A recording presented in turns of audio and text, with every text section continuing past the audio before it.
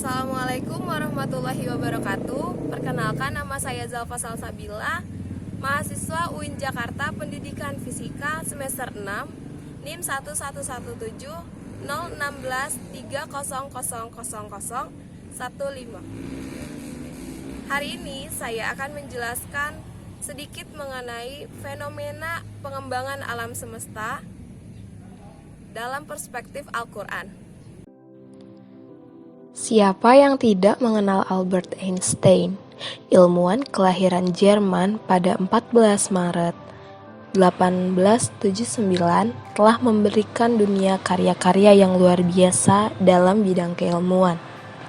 Penemuan-penemuan yang telah dikemukakannya, dasar-dasar fisika yang ia cari tahu, telah menjadi penopang hampir seluruh kehidupan modern saat ini.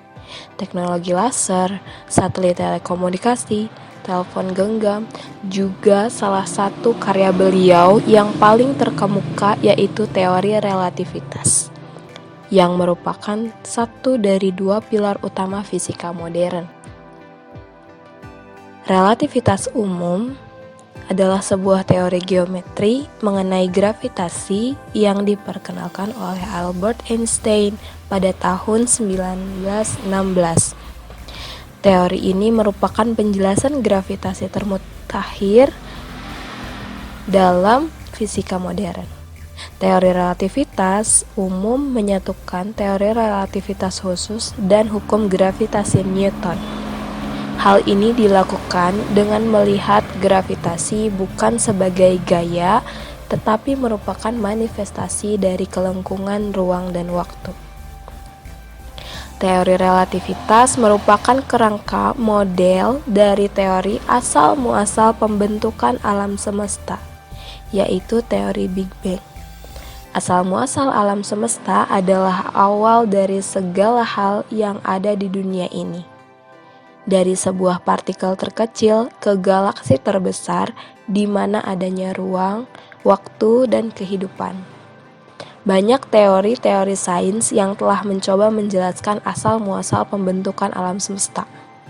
Tetapi yang paling banyak diterima saat ini adalah teori ledakan besar atau The Big Bang Theory, di mana menurut teori ini alam semesta awalnya merupakan sebuah titik panas yang berukuran beberapa milimeter yang memiliki massa tak hingga kemudian meledak dan masuk ke beberapa tahap sebelum akhirnya terbentuklah alam semesta yang kita tinggali saat ini.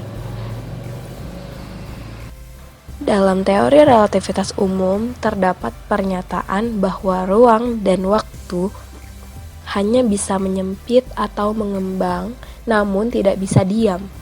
Pernyataan ini juga menggagas teori pengembangan atau pemuaian alam semesta, yaitu peristiwa atau proses peningkatan jarak antara galaksi-galaksi atau bagian-bagian yang jauh di alam semesta seiring waktu. Einstein mendapat gagasan semesta yang mengembang pada tahun 1917. Waktu itu tidak ada yang menyatakan alam semesta mengembang. Sampai tahun 1929, ide ini berhasil dibuktikan oleh Edwin Hubble dalam mengamati pergerakan galaksi. Awalnya, Hubble mengamati nebula spiral yang ternyata merupakan galaksi serupa Bima Sakti dan jaraknya jutaan sampai miliaran tahun cahaya. Pengamatan itu juga memperlihatkan kalau cahaya dari galaksi yang diamati mengalami pergeseran merah. Fenomena ini hanya bisa dijelaskan kalau galaksi-galaksi tersebut menjauhi dari kita. Itu artinya alam semesta mengembang atau memuai. Jika saat ini galaksi-galaksi bergerak menjauh, maka pada suatu masa alam semesta tentu kecil, padat, dan sangat panas. Teori inilah yang dikenal sebagai Big Bang atau dentuman besar. Sisa dari Big Bang berhasil ditemukan dalam bentuk radiasi latar belakang, radiasi panas yang dipancarkan materi ketika alam semesta baru berusia 380.000 tahun. Teori yang tergagas sekitar 100 tahun yang lalu tersebut sebenarnya sudah tertulis dalam Al-Quran yang turun 14 abad yang lalu. Salah satunya ada di surat Ar-Rahman ayat 7. Allah berfirman, وَالسَّمَاءَ رَفَعَهَا وَوَضَعَ الْمِيزَانَ. Az-Zariyat ayat 47. وَالسَّمَاءَ بَنَيْنَاهَا بِأَيْدٍ وَإِنَّا لَمُوسِعُونَ. Dan langit itu kami bangun dengan kekuasaan kami, dan sesungguhnya kami benar-benar berkuasa. Kata langit, sebagaimana dinyatakan dalam ayat ini, digunakan dalam berbagai tempat dalam Al-Quran dengan makna luar angkasa dan alam semesta. Di sini, sekali lagi, kata tersebut digunakan dengan arti ini. Dengan kata lain, dalam Al-Quran dikatakan bahwa alam semesta mengalami perluasan atau pengembangan. Inilah kesimpulan yang dicapai ilmu pengetahuan masa kini. Dalam Al-Quran juga disebutkan pada surat Qaf ayat 6, أَفَلَمْ يَنْظُرُوا إِلَى السَّمَاءِ فَوْقَهُمْ كَيْفَ بَنَيْنَاهَا وَزَيَّنَّاهَا وَمَا لَهَا مِنْ فُرُوجٍ. maka apakah mereka tidak melihat akan langit yang ada di atas mereka, bagaimana kami meninggikannya dan menghiasinya, dan langit itu tidak mempunyai retak-retak sedikit pun?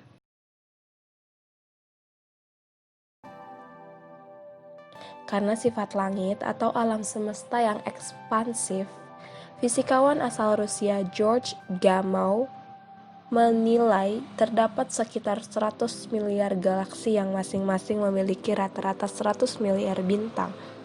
Tetapi jika ditarik ke belakang, semua benda-benda langit yang tak terhitung banyaknya itu merupakan satu gumpalan yang terdiri dari neutron.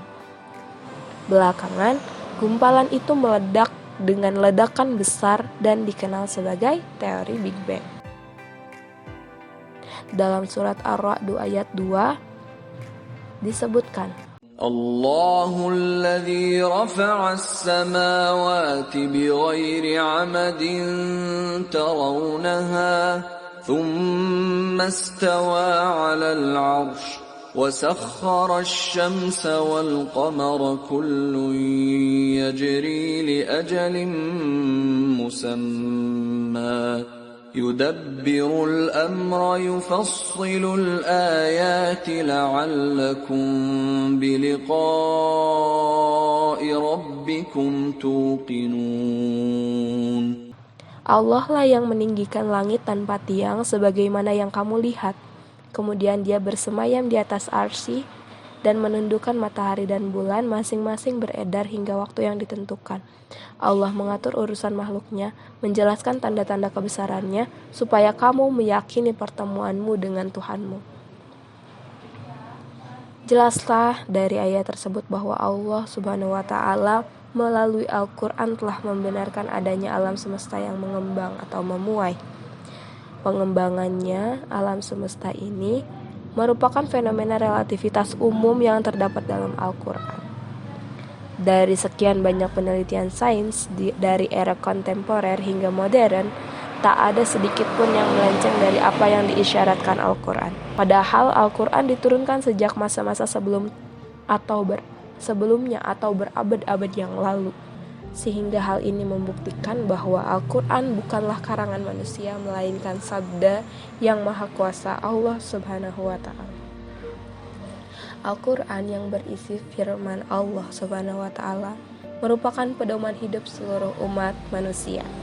Di dalamnya terdapat akidah yang merupakan pokok yang berisi ketauhidan bahwa Allah Subhanahu wa Ta'ala itu esa, ibadah yang merupakan pokok yang berisi pengajaran akan amalan-amalan pokok dalam kehidupan manusia, akhlak merupakan pokok yang berisi pengajaran maupun larangan baik tentang akhlakul karimah maupun akhlakul mazmumah, muamalah yang merupakan pokok pengajaran hubungan manusia dalam interaksi sosial sesuai syariat, juga tarik atau kisah yang merupakan pokok yang berisi sejarah maupun peristiwa-peristiwa penting yang terjadi di masa lalu sebagai pembelajaran di masa yang akan datang. Sebagai umat muslim, hendaklah kita selalu membaca, memahami, dan menanamkan nilai-nilai yang ada dalam Al-Quran di dalam kehidupan kita. Kita senantiasa bisa memaknai segala hal yang terjadi di dunia dengan Al-Quran. Semakin ditingkatkan pengkajian terhadap ayat-ayat Al-Quran yang berhubungan tentang ilmu pengetahuan, sehingga dapat diperoleh kebenaran yang sesuai dengan semestinya, karena Maha Benar Allah yang menciptakan alam dan seisinya. Baik, sekian penjelasan dari saya. Semoga dapat membantu untuk kita terus meningkatkan keilmuan kita. Mohon maaf apabila ada kekurangan yang berasal dari saya. Segala kelebihan adalah milik Allah Subhanahu wa Ta'ala. Semoga sehat selalu dan semoga kita selalu dilindungi oleh Allah Subhanahu wa Ta'ala. Terima kasih. Wassalamualaikum warahmatullahi wabarakatuh.